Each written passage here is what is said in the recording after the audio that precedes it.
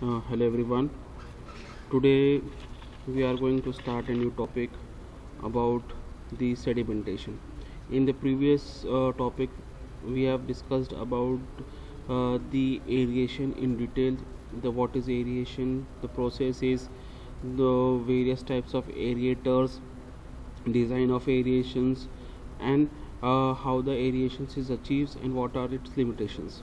Now today we are going to discuss about the next process in which is involved in the water treatment process, that is the sedimentation. But before the sedimentation process, I want to discuss that what is sedimentation and why it is necessary and why this process is carried out in the water treatment plant. Now, first of all, you have to understand that the surface water, that is the flowing water which is collected as a result of runoff, that is the flowing water from the rainstorms over the catchment area, that is the water which is collected in a particular area in the form of rain or in the form of runoff, that is the flowing water carries vast amounts of salts, soil and debris. That is means this it contains about various types of impurities in the form of soil, that is in the form of soil particles, and in the form of debris, that is in the form of small stone aggregates. Okay.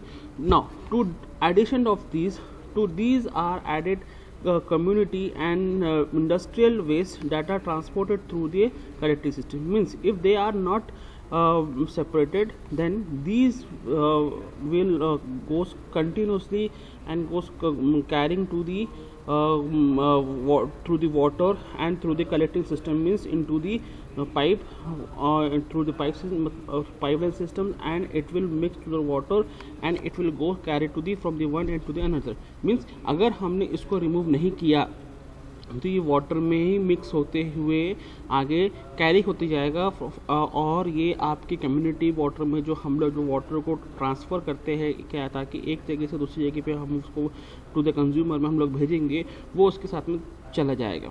Means इसलिए हम लोगों को ये इस चीज़ को remove करना है. दो some of the eroded particles settle at the upstream side of the storage headworks. Now eroded particles means जो वाटर के साथ में इरोड हो चुके हैं, जो इरोडेड पार्टिकल्स मतलब जो रन ऑफ के साथ में इरोड हो चुके हैं, जो इरोजन की वजह से जो पार्टिकल्स बाहर निकलते हैं, जिनकी स्पेसिफिक ग्रेविटी वाटर की स्पेसिफिक ग्रेविटी से ज़्यादा रहेगी, वो पार्टिकल्स समो सेटल भी हो जाते हैं. कहाँ पे होते हैं? तो on the upstream side of the storage headworks. अच्छा, कभी भी आपको ये याद रखिए कि कभी हम जब स्टोरेज या फिर कोई भी रिजर्वॉयर के दो साइड होते हैं, that is upstream side and downstream side. तो अपस्ट्रीम साइड के साइड पार्टिकल्स पे जहाँ से हम लोग वाटर को रिलीज़ करते हैं, वहाँ पे वो जाके स्टोरेज भी करते हैं. लेकिन but occasionally the silt laden, that is the silt particle, that is the dirt particle, that is the impurities or the cold waters of entrance stream dive at the bottom of the impoundages and underrun the main body of former or otherwise the latter water. Means this results, अगर हम लोगों ने silts को अगर जो आपके water के अंदर मिक्स होने के बाद जो कंटिन्यूसली सेटल डाउन हो जाता है, therefore this result in silt appearing eight outlet work, जिसके वजह से सिल्ट आपके बाहर जो आपका आउटलेट वर्क्स है वो आपके इसमें बाहर रिजल्ट मतलब बाहर आना शुरू हो जाता है, और फास्टर रेट से एंड इन ग्रेटर कॉन्सेंट्रेशन, और उसके कॉन्सेंट्रेशन और उसके जो अमाउंट है वो भी ज़्यादा रहता है and than the normally accepted. And the canal work also carries a lot of silt work, and specially then जो कैनल वर्क होते हैं या फिर अदर हमारे जो कंस्ट्रक्शन वर्क होते हैं, उसमें आपका बहुत ज़्यादा सिल्ट वर्क होता है.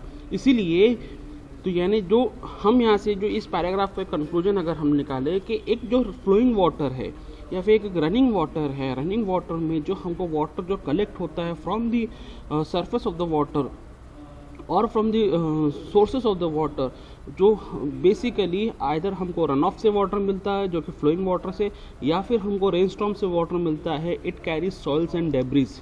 ठीक है, and if these debris and these soils are not removed, then it will be the part of the system, and then this impure water cannot be transferred to the community or to the industrial purposes for the community use or for the consumer use.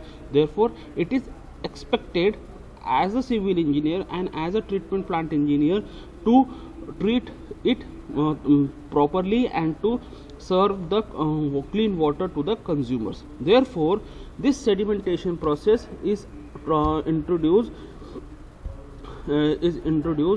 for the removal of these particles.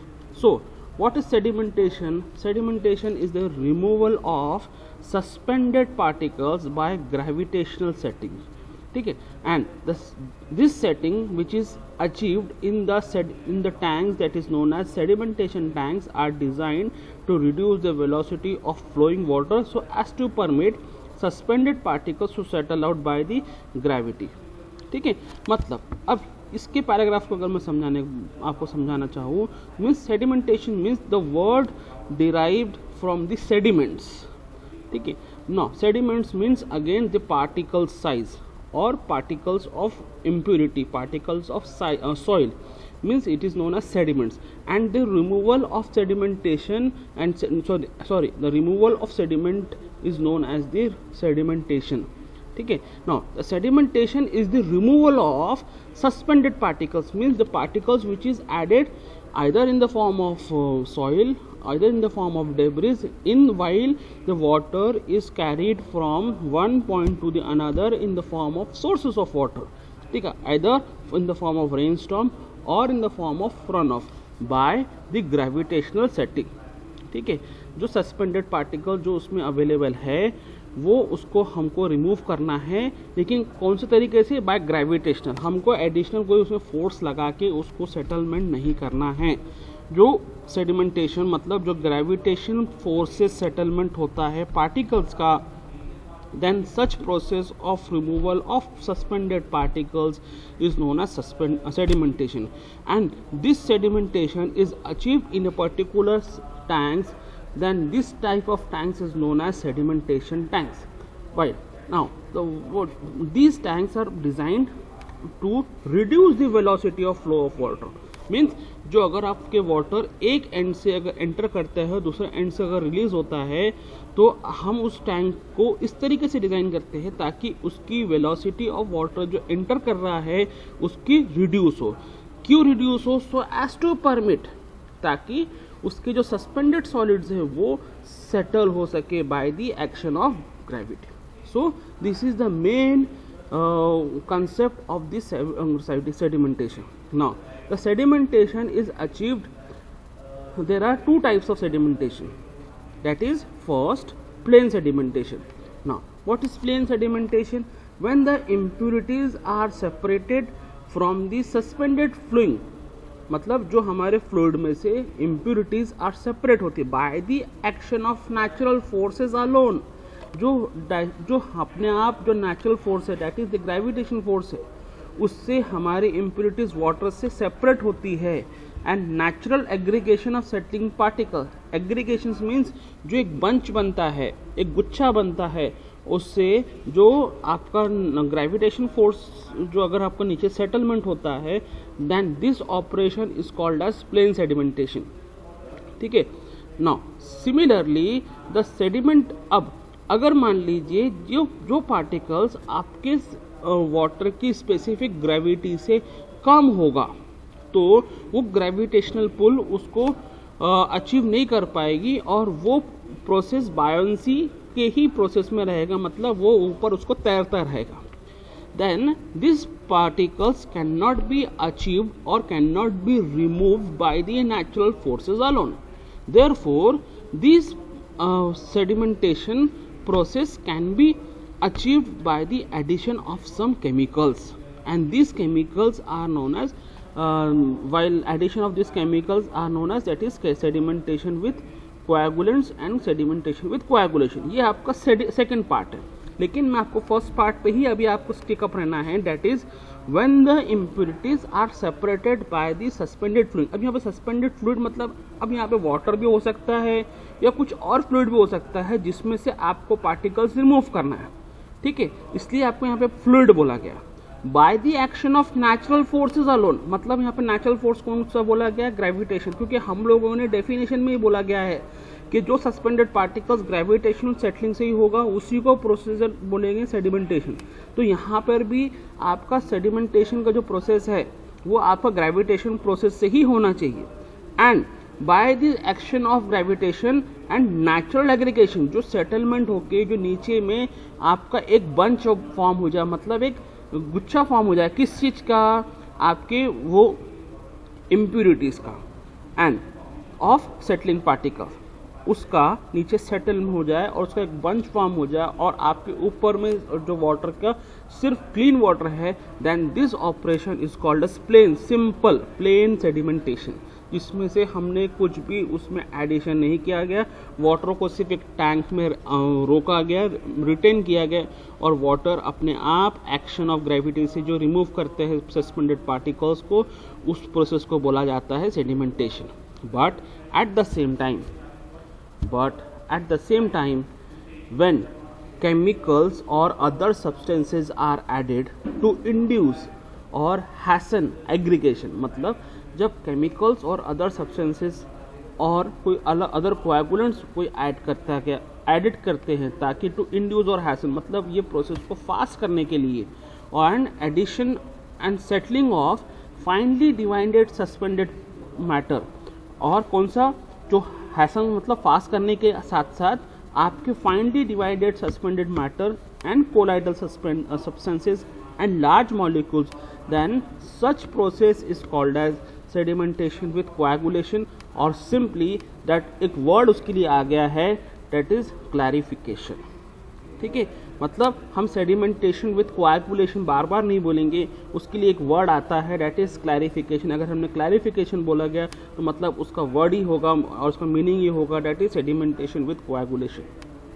ठीक है, तो अब यहाँ पे फिर से मैं आपको बताऊँ, व्हेन केमिकल्स और other substances are added to induce or hasten the aggregation and settling of finely divided suspended matter or colloidal substances and other large molecules, then the operation is called sedimentation with coagulation or simply clarification.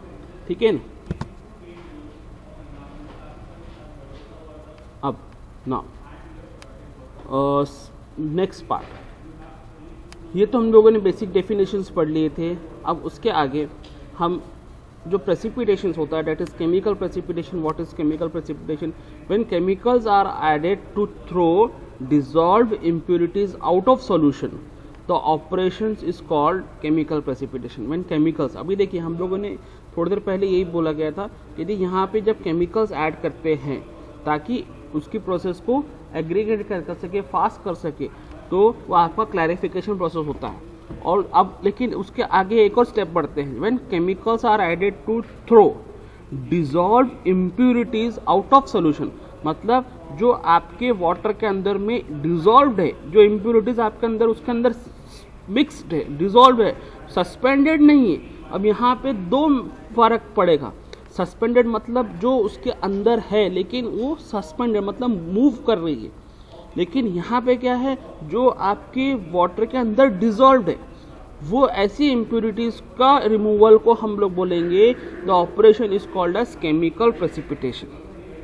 ठीक है, और similarly और कुछ ऐसे particles, what is discrete particles? A particle that does not alter its shape, size and weight while settling or rising in water is known as discrete particles। मतलब जो particles आपका खुद का साइज, शेप एंड वेट कभी change नहीं करता while settling और rising in water is known as discrete particles। तो ये चीज़ ध्यान में रखने वाली बात है कि ये जो हम लोगों ने चार टर्मिनोलॉजीज पढ़े हैं, that is what is plain sedimentation, मतलब जो sedimentation by the action of gravitation से होता है और उसमें कोई भी ऑपरेशन उसमें इन्वॉल्व नहीं होगा और सिर्फ उसको प्रोसेस को बोला जाएगा, that is plain sedimentation. Secondly what is clarification, when जिसमें केमिकल्स ऐड होता है ताकि आपके एग्रीगेशन और settling of fine divided particles ताकि हैसन मतलब फास्ट हो सके, और आपके फाइनली डिवाइडेड सस्पेंडेड मैटर्स और कोलाइडल सब्सटेंसेस मैटर मतलब जिसकी स्पेसिफिक ग्रेविटी वाटर के स्पेसिफिक ग्रेविटी से कम हो और वो कंटिन्यूसली ब्राउनियर मोशन में घूमते रहे और सस्पेंडेड पार्टिकल और वो सेटल नहीं होता है। इन सच कंडीशन हमको कोएगुलेंट्स या केमिकल्स उसके अंदर ऐड करना पड़ता है। Then this operation is called as sedimentation with coagulation, and this is simply a word is given to this process is called as clarification. But अगर आपके water के अंदर ही impurities dissolved है, then when this chemicals are added to remove such impurities, that is dissolved impurities out of the solution, then the operation is called as chemical precipitation. And lastly, what is discrete particles? A particle that does not alter its shape, size and weight while settling or rising in water is known as discrete particle. So this is all about the first lecture of sedimentation, and next lecture we will discuss about the types of settling. Thank you.